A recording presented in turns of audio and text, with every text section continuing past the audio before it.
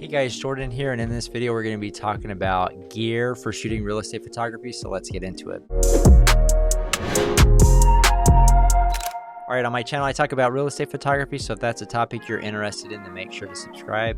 Today's question comes from Corey Trevor on a video 4K 67. Anyways, it was a video where somebody was using an APS-C size lens on a full frame camera just to be able to shoot ultra wide. But anyways, it says, my personal opinion is that when you shoot for a living, there's no excuse to use such a cheap lens unless you're just getting started.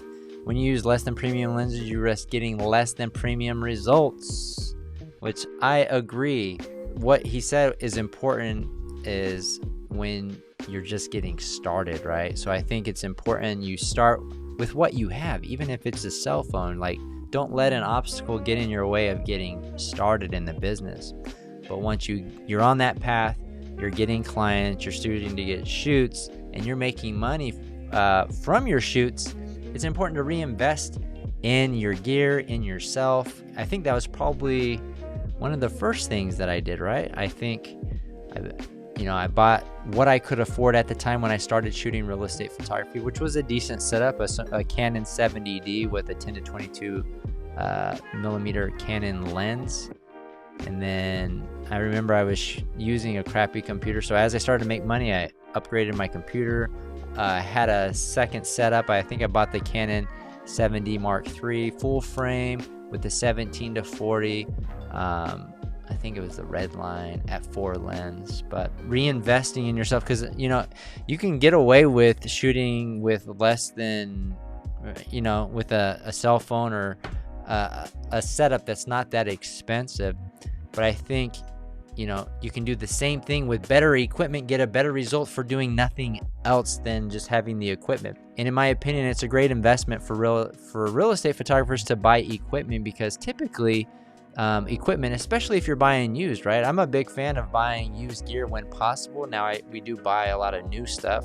Like when the A7 IV came out, we upgraded everybody's cameras. When the Power Zooms 16 to 35 f4 came out, we upgraded everybody's lenses. But you can find a lot of used gear, and when you buy used at a good price, you can buy it and it usually retains its value pretty well, and you can resell it at a later time and recoup your money. It's not like obviously, unless you break it or you don't treat it very well. But I think it's important as a professional photographer to invest in gear.